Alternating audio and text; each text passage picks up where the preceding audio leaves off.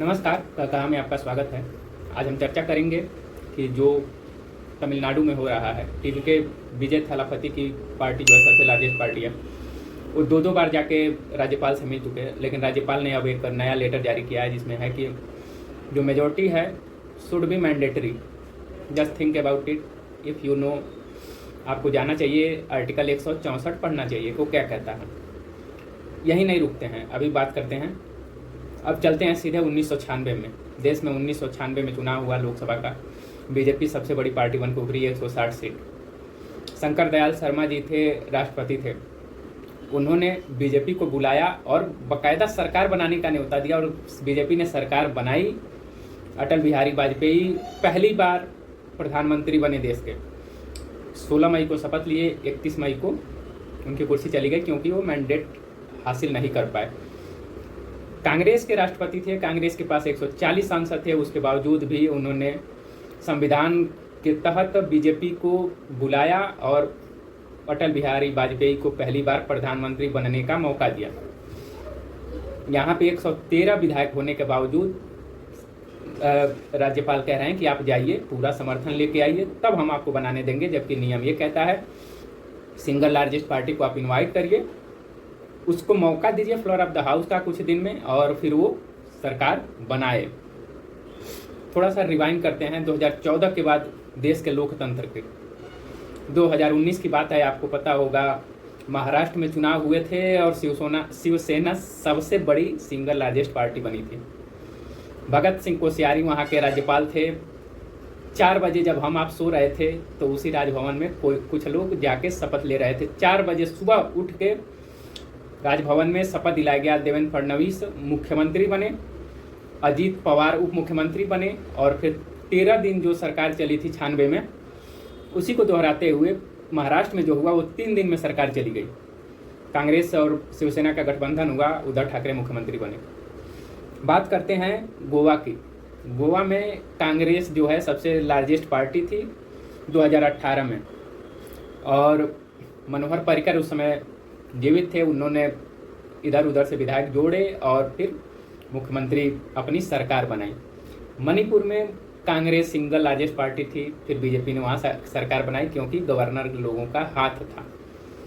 ये हमारे लोकतंत्र को बताता है कि आप देखिए कैसे अब देश का लोकतंत्र आर्टिकल 164 फल फूल रहा है इस देश में। आर्टिकल 164 के बारे में आप पढ़िएगा, मैं उसके बारे में डिटेल में यहाँ नहीं बता सकता क्योंकि आप पढ़ेंगे तो कुछ और चीज़ें जानने की कोशिश करेंगे। इस देश को, इस देश की विविधता को, इस देश के लोकतंत्र को आप जानेंगे, आप गहन करेंगे तो आने वाला फ्यूचर हो सकता है कि बेहतर हो सके। बात करते हैं तमिलनाडु में। तो तमिलनाडु में एआईडीएमके और डीएमके की कल चर्चा हुई कि बात हो रही है और कांग्रेस ने टीवीके को समर्थन दिया है। विजय दो बार जाके मिल चुके गवर्नर से, गवर्नर राजी ही नहीं हो रहे हैं, पता नहीं क्यों।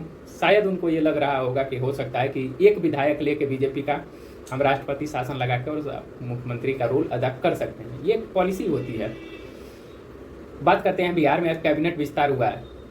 जो मुख्यमंत्री सदियों से ये कहते हुए चल रहा था कि हम परिवारवाद के खिलाफ हैं, वही मुख्यमंत्री आज अपने बेटे को मंच पे खड़ा होकर, मंच पे बैठ के प्रधानमंत्री के सामने शपथ दिलवा रहा था। उस बेटे को, जिस बेटे ने ना तो चुनाव लड़ा, ना कोई उसका एक्सपीरियंस है, साथ ही उपेंद्र कुशवाहा के बेटे को मंत्री बनाया गया जिसने ना कभी चुनाव लड़ा ना कोई एक्सपीरियंस है। मोदी जी मंच से खड़े होकर क्या कहते हैं कि देश में परिवारवाद चल रहा है, और मोदी जी आज पीठ ठोक के आशीर्वाद दे रहे थे।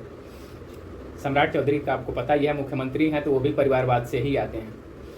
तो ये सारी चीज़ें देश में चल रही हैं। आप सोचिए कि 2 दिन से तमिलनाडु में हुआ है। इसमें एक बिजनेसमैन की एंट्री हुई है। ये वही बिजनेसमैन है जो कुछ दिन पहले अमेरिका से लोगों को बुला रहे थे कि आप आइए अमेरिका से, भारत में आपके पास मौके हैं, आप बहुत अच्छा कर सकते हैं।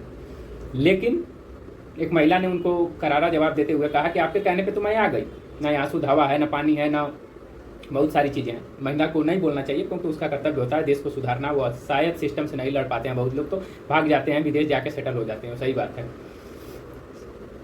उन्होंने क्या कहा है, लोकतंत्र में बेम्बू लगाने का काम किया है। उनको लग रहा है कि लोकतंत्र है, बम्बू लग जाएगा, ऐसे ही कुछ भी बोल दो, लिख दो। उनका मानना है कि किसी की मेजोरिटी नहीं है, अगर टीवी के सरकार बनाती है तो कुछ समय बाद गिर जाएगी। इससे अच्छा है कि आप राष्ट्रपति अभी शासन लगा दीजिए और फिर क्या है, चुनाव करा लीजिए। ये चीज़ें हैं कि आजकल जो नेता हैं, अभिनेता हैं, बिजनेसमैन हैं, वह मोदी जी की भाषा बोलते हैं, वह विपक्ष से सवाल ज़्यादा पूछते हैं सत्ता पक्ष की अपेक्षा। ये रोम वाली घटना है कि जब मणिपुर जल रहा था तो शायद रोम में बांसुरी बज रही थी। ये वही मणिपुर है कि जो जल रहा है। अभी 3 साल से मणिपुर के लोगों की क्या हालत है आपको भी पता है, मुझे भी पता है। मीडिया अभी बंगाली साड़ी पहन के और खुश है कि बंगाल में आ गया है। एक मोहतरमा ने ये ट्वीट किया कि कांग्रेस इस बात से खुश नहीं है कि बीजेपी बंगाल कैसे जीत गई, जबकि कांग्रेस का केरल में जीत गई है। उसको केरल की खुशी मनानी चाहिए। कांग्रेस क्यों केरल में खुशी मनाए, जब मणिपुर में वो सिंगल लार्जेस्ट पार्टी थी और वहाँ मणिपुर जल रहा है, वहाँ के बच्चे चीख रहे हैं, महिलाएं चीख रही हैं। शायद कांग्रेस ऐसा नहीं कर सकती। अगर कांग्रेस ऐसा करती तो अपने 2 नेताओं को नहीं खोती। यह सबसे बड़ी बात है कि जिसने इस देश की एकता के लिए अपने 2 महत्वपूर्ण नेताओं को खोया है इस देश में। तो कांग्रेस जानती है, उस दर्द को जानती है कि अगर देश का एक हिस्सा अगर कहीं जल रहा है तो कांग्रेस उतना जश्न नहीं मना पाती है जितना बीजेपी वाले मना पाते हैं। जितना बाबू मोसाय बन के मनाया जाता है ना, कांग्रेस उसके पास वो कला नहीं है। कांग्रेस में नेता या विपक्षी में कहीं भी जो नेता होता है उसको एक्टर नहीं होना चाहिए कि वो हमेशा कैरेक्टर में रहे। उसके पास करुणा होना चाहिए, दया होना चाहिए आम जनता के लिए, आम जनता की सुविधाओं के लिए। तो ये लोकतंत्र है, राजतंत्र नहीं है कि आप इग्नोर कर सकते हैं कुछ भी और पार्टी करते रहिए। You are chosen by the people of India and we all are the people of India. We live in a democratic country. ये पता होना चाहिए इस देश के जो चंद गिने चुने पत्रकार हैं उनको। कुछ तो लिख रहे हैं कि बंगाल में पहली बार आज़ादी आई है। बंगाल एक तरीके से दूसरे तरीके का स्टेट था। कौन है 2014 से गृह मंत्री, किसका है? क्या गृह मंत्री का ये कोई कर्तव्य नहीं था? गृह मंत्री का क्या रोल होता है? गृह मंत्री देश का इतना डरपोक है कि वो बंगाल में क्या हो रहा था उसको पता नहीं चल रहा था, और उसको एक मुख्यमंत्री गृह मंत्री को दबा दे रही थी काम करने से, हैं? आप सोचिए कि वो सब चाटुकारिता करने के चक्कर में ही देश के सरकार पे सवाल उठा रहे हैं और कुछ लोग उस पर ताली बजा रहे हैं।